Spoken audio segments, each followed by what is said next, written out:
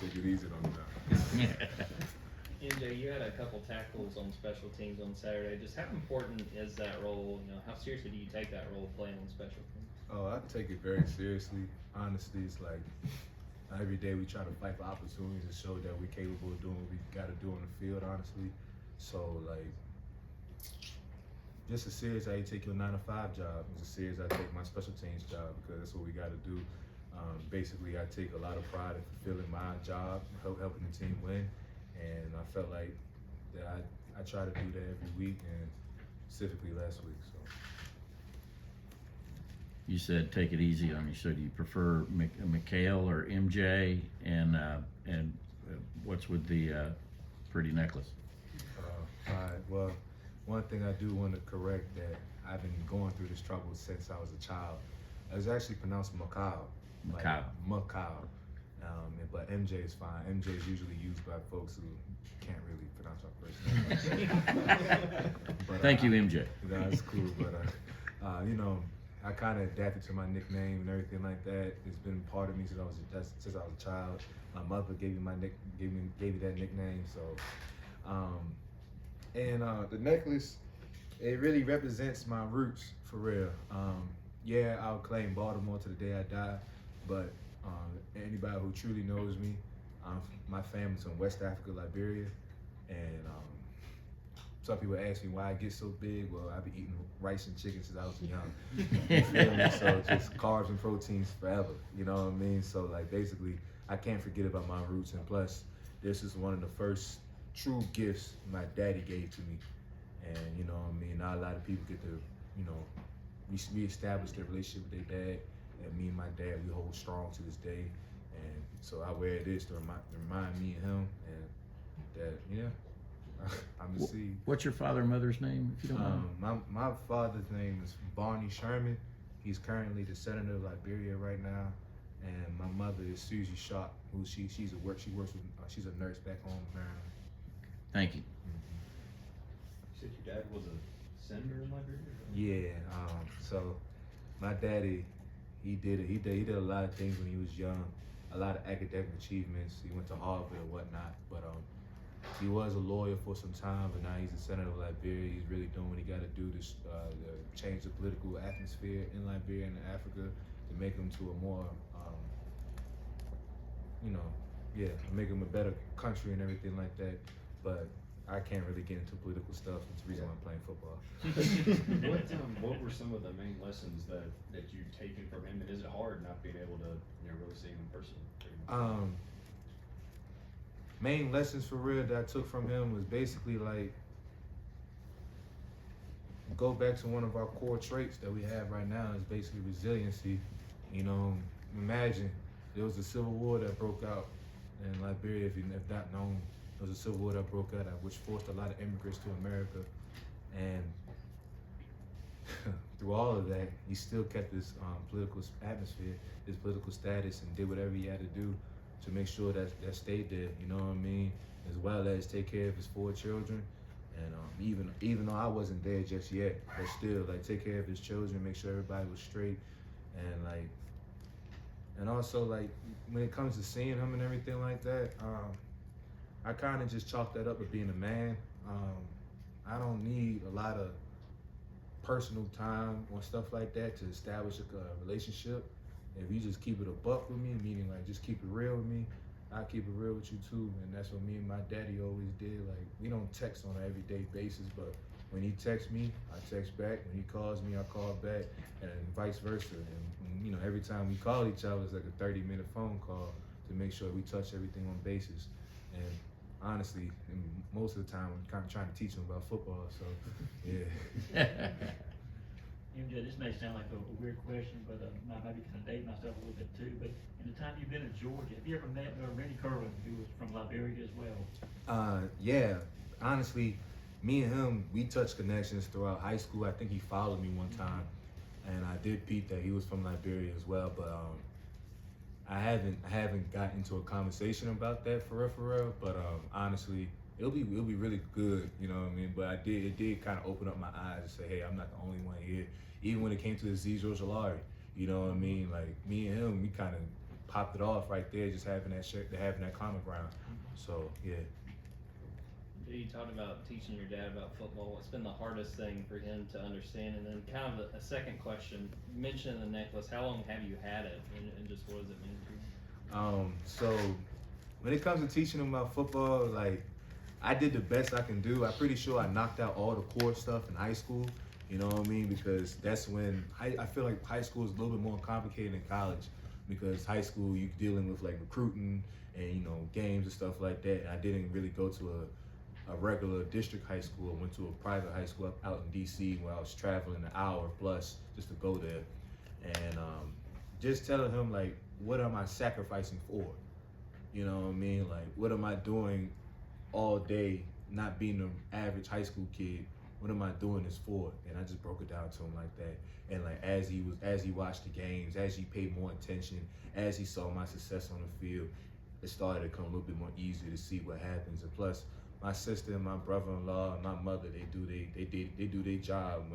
When he asks a question, they make sure they answer it. But he like, oh, okay. And I had this necklace since, if I could fairly remember, my sophomore year of high school birthday. So I turned 16, 17 around that area. As I said, like, it means a lot to me. I asked my dad specifically, like, I said, it's a funny story. I said, I want a crucifix chain. A chain with the cross and Jesus on it, because that was like the style and everything. And this was the chain that he gave me. When I first got it, I was like, come on, man, that's not what I asked for. But I actually, more and more, I started to see the uniqueness in it. Not everybody has this chain. This chain is not easily recreatable.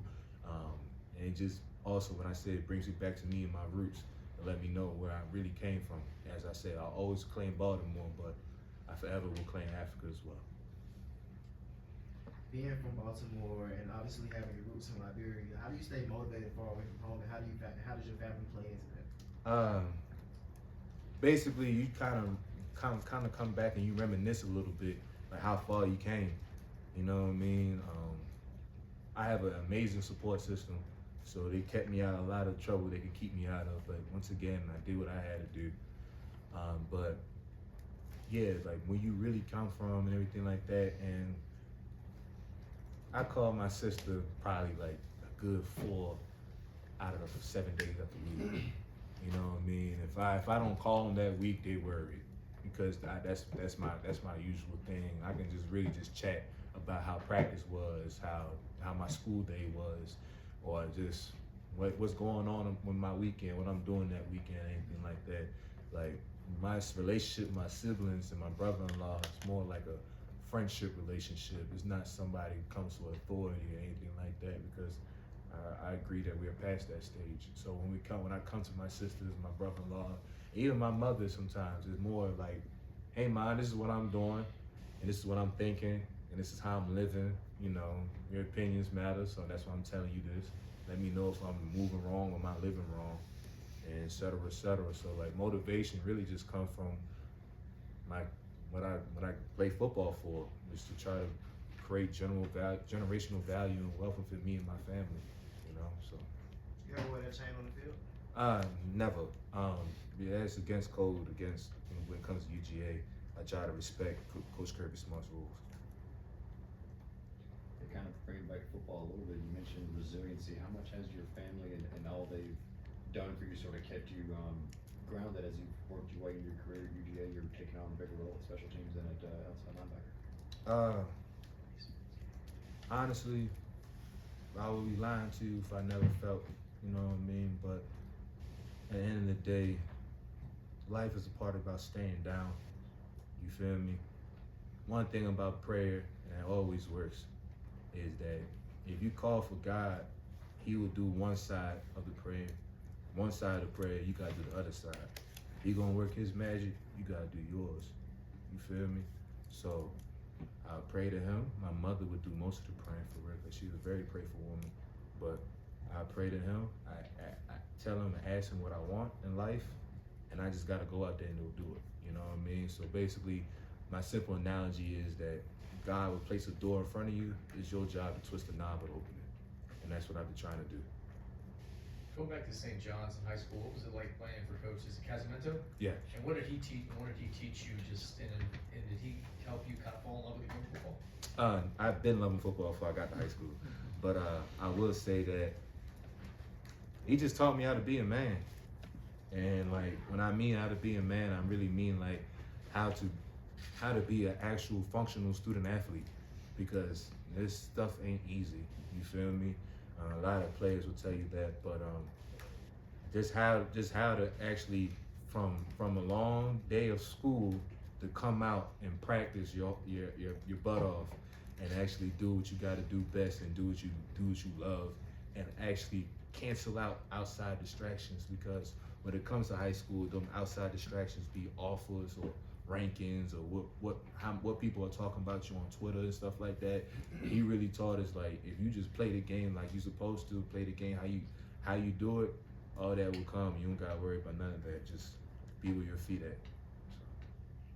How much did you grow last year as a reserve from one of the most dominant defenses in college football history? I say I grew a lot, for real. More so in a sense where humility was part of that, and a lot of understanding and connection was a part of that too. You know, Coach Smart, he preaches that best about connection and everything like that, how we gotta stay connected, and that's one of the things that really helped me stay grounded and humble without the process of being a reserve, because all them boys, all the 11, the front 7 and all the 11 that's on that defense, they weren't for none. They were actually some talented folks out in that field that was in front of me. So what does it matter for me to throw my hands up and complain and kick rocks on the ground, instead of just appreciating where I'm at and understanding how to learn from those guys in front of me? Got time for 2 more. Going back to your roots, 2-part question. You being from Maryland, I was going to ask about your relationship with Pop. And then I follow Coach Diribe on Instagram, and I see he has a Nigerian flag in there. And you said you were proud of your African roots, and I was wondering if y'all share something like that in your relationship with your position coach. Me and Coach Uribe, that kind of solidified our relationship when I first found out about that one. Just hearing his last name, I was like, okay, yeah, he's one of us.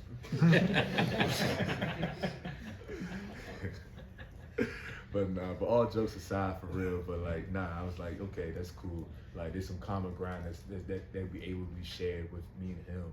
And it's not something me and Coach Uribe, we see eye to eye, and as everybody else in the OLB group. He's very down to earth. He's young. He understands us in more ways that any other coach would, and you know, that's that. And me and Pop been rocking out forever. You know what I'm saying? So like, the funny thing is, it's crazy because we kind of switched areas.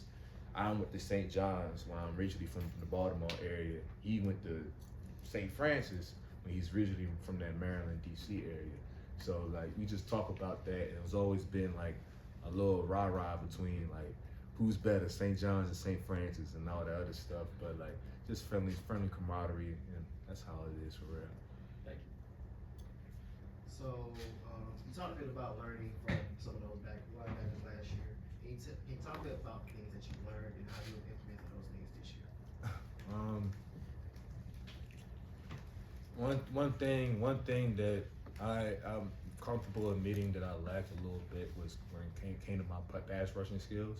You know what I mean? Like, high school ball is high school. I was able to put my hands on somebody and drop it back to the quarterback. But SEC football is not like that. There's big boys on that front line. So, and you gotta be able to use your God-given talent to do what you gotta do. And not that I was naive to that, it was more so like, how can I do it efficiently? So like, guys like who's still here right now, Nolan, you know, Adam, you know, everybody else like that, you know what I'm saying? Like, just talking to those guys, and like even Robert Beal and stuff like that, just talking to those guys and be like, hey man, how did you do this? You know, watching it on film, like, okay, he's okay. And I'll ask him in person, like, hey, how did you do this? Or I used to do this real childish stuff. I don't want to call it childish, but it was like, it brought the freshman out of me. As soon as I done the rep, I'll run over to them like, hey, how was that? Did I do it good?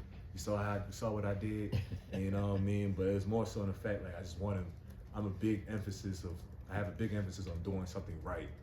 If I do it on the field, I want to make sure it's right, because once again, it's a defense. all 11 work on a string like a puppet, and we got to do what we got to do best. Yeah, Jay, appreciate it, man. Thank you. Thanks.